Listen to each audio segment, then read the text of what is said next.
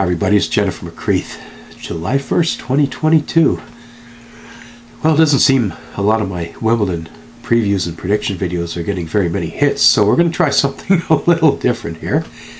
Because it's made the news, it's popping up on Twitter, and of course the tabloids are picking up on this. Adidas has come out with a ladies' outfit for Wimbledon that's a little more revealing than what you might call a traditional women's tennis outfit. Kristina Mladenovic, who, as some of you know, has been my favorite player for a long time, and Maria Sakkari is also sporting this outfit right now as we watch a match on court. I think it's court 2. I don't know. Well, it's not the graveyard anymore, but I guess first and foremost, I want to talk about what appears to be a double standard in sports. Not just in sports, but in fashion in the world. There seems to be, I don't know if it's, you could call it positive or negative, attention given to women who show off a little more skin. And the idea of showing off midriffs. And you go to a beach, you'll see women wearing tight bikini clothing that barely covers up your private areas. Whereas you'll see men wearing these big-ass baggy shorts and stuff like that. So, of course, women's sports have struggled, I guess, to get the attention and the money and the sponsorships as the men. I will point out, tennis and golf have done a lot better job. If you look at, I guess, the prize money, the viewership, the ticket sales, you compare men's hockey to women's hockey, there's unfortunately no comparison. The NHL players are getting millions of dollars, while the women are barely getting paid enough to cover their expenses. But the golf and the tennis, the women are making, as, if not as much, almost as much as the men. Sure, part of the appeal to sports is perhaps looking at young athletic bodies, and tennis, of course, you're going to see a lot of great bodies and a lot of young athletes out there. Some say there's no such thing as bad press, but at the same time, I think there's a fine line between, do you just want to be seen as a sex object, or do you want to be recognized and appreciated for your athletic talent and abilities? Not just what you do on center court in front of the cameras, but the hard work that goes on behind the scenes. Pro athletes train literally 12 months out of the year. And I guess another comment, just the concept of tennis. What some of you who haven't actually attended live tennis events may not know is there's a very different standard for what players wear during matches on court versus what you're going to see perhaps on the practice courts. And I remember many years, I used to live in Toronto, and the Canadian Open would take place in July or August, and it would be a hot summer. And the amount of sweat pouring off these athletes was insane. And some of these baggy outfits that they would wear would just be drenched in sweat. Some of you, of course, may remember Pete Sampras one year wearing those jean shorts and that huge t-shirt. But you walk out of the stadium and go over to court 12 where they're practicing, you literally will see guys and girls stripped down to practically underwear. I mean, I watched many practices where the ladies appeared to basically be wearing like a bikini bottom and a sports bra. And so now we're seeing that here at Wimbledon with, it's not so much a bathing suit, but it's, some people are calling this outfit a crop top, where one of the older journalists apparently is saying looks like she's just wearing a bra. I really don't know what to make of this. It's certainly easy on the eyes for someone who's attracted to women. At the same time, this is tennis, and it shouldn't just be about sex appeal.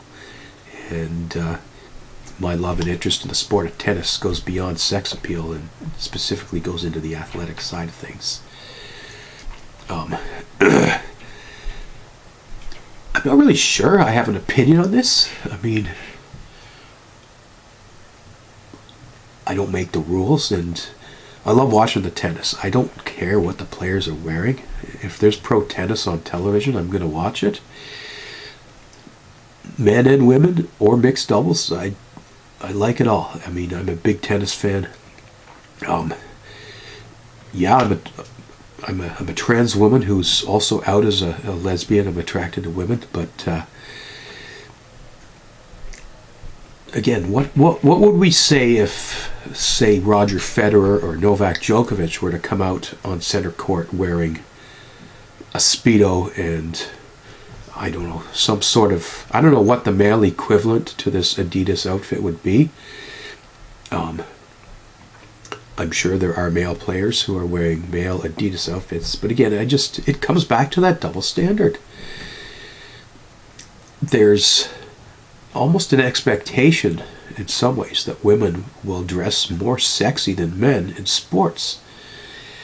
Yet when they do it, you get all these oohs and ahs, and you get all this extra tabloid attention.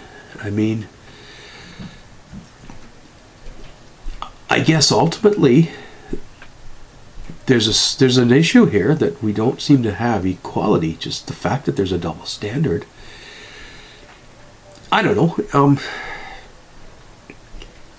I'm just curious to see if this video I put out there gets more hits than all my other videos. Most people don't care what I have to say about much at all. I've got 1 or 2 videos I first put out when I opened my YouTube channel.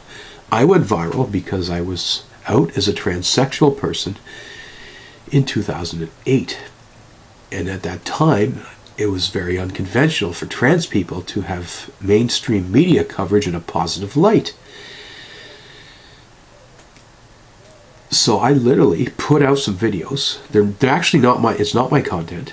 It was a local TV station did a 3-part story on me, 6 o'clock news. Hey, look, we got this trans person, and she seems to be a pretty plain old boring normal person. She goes to the bathroom, she goes to the mall, she has a job.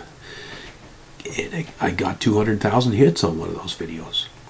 Now I put out a video, unless it's something controversial, I'm lucky to get 50 hits.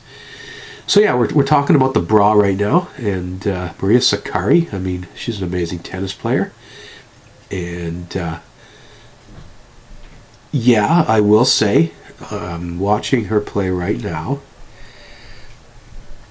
It's not just the tennis that I'm noticing, and I don't know whether that's good or bad or neutral. Like I said, I'll watch tennis no matter what they're wearing.